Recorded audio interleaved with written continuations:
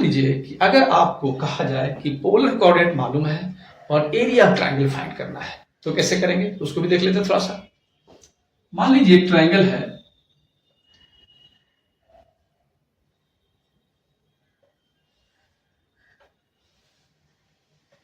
ये ट्रायंगल हो गया, क्लियर है।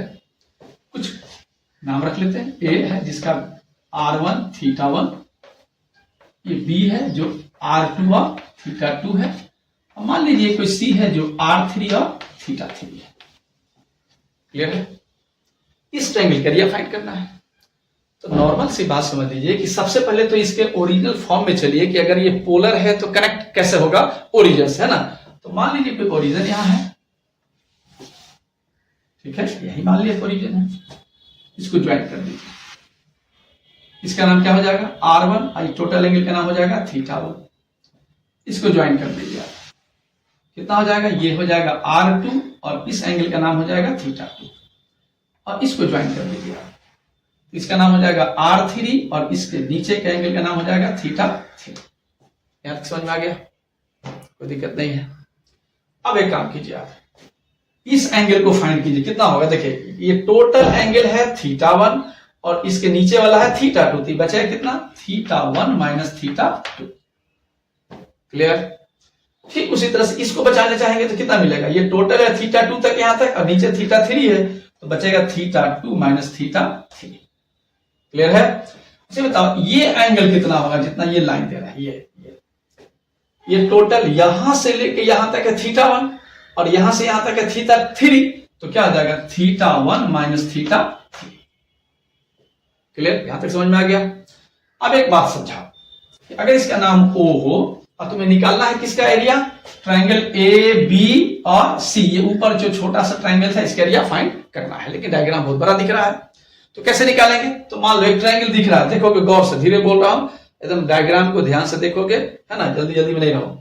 देखो ओ ए बी एक ट्रायंगल दिख रहा है, ओ ए बी, ये टोटल, ये पूरा, इसका एरिया फाइंड कर लिया जाए। अब प्लस एक ट्रायंगल है ओ बी सी दिख रहा है, ओ बी सी ये दिख रहा है, इस ट्रायंगल का एरिया फाइंड कर लिया जाए और दोनों को ऐड कर देंगे तो टोटल एरिया आ गया, क्लियर।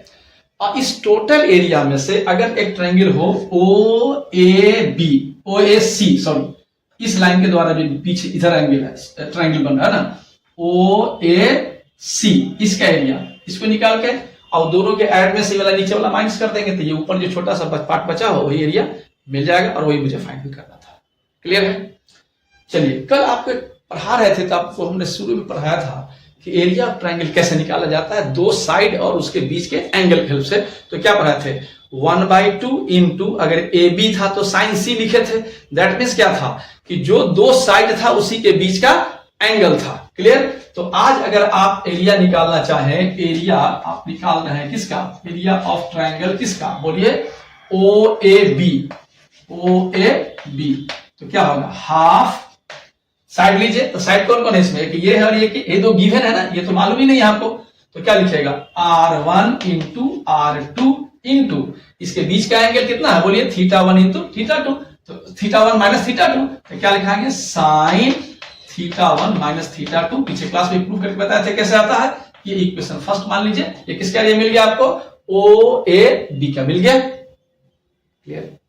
ठीक उसी तरह से आप एरिया ऑफ ट्रायंगल आप ओ बी सी निकाल लीजिए, देखिए ओ बी सी, ये पूरा क्या मिलेगा, इसमें साइड कौन कौन दिया होगा, बोलिए, एक r1 है और एक r3 है, तो आप क्या लिखेंगे, half r1 in sorry r2 into r3 into sine, इसके बीच का एंगल कितना था, θ2 minus θ3, θ2 minus θ3, this is your second equation, clear. यहां तक कोई दिक्कत यहां तक नहीं है।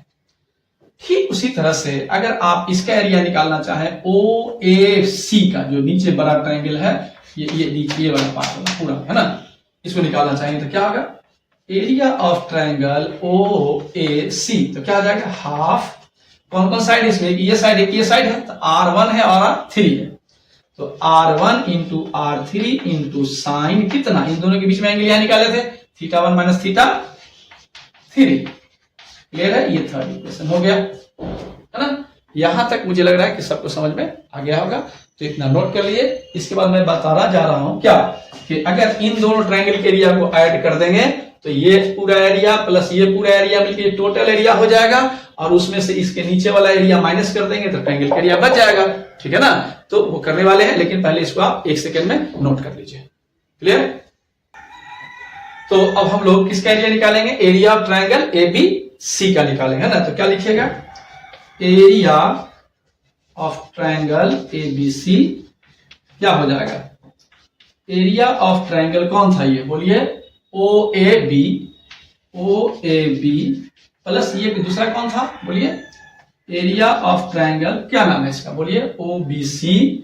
OBC माइनस कर देंगे किसको? एरिया ऑफ ट्रायंगल OAC को। एरिया ऑफ ट्रायंगल OAC, तो हमारा एरिया ऑफ ट्रायंगल ABC मालूम हो जाएगा। ये आपको समझ में आ गया है? ठीक है, तो मैं ऊपर से मिटाता हूं और इसका वैल्यू आपको याद होगा, है ना? अगर हम कंफ्यूज करेंगे तो आप बताइएगा कितना नोट किया। ठीक है, चलिए देखिएगा, डायग्राम पे मिटा देते हैं, बात तो समझ में आ गई है, अब खाली उसका कैलकुलेशन कर देना है। ठीक है, चलिए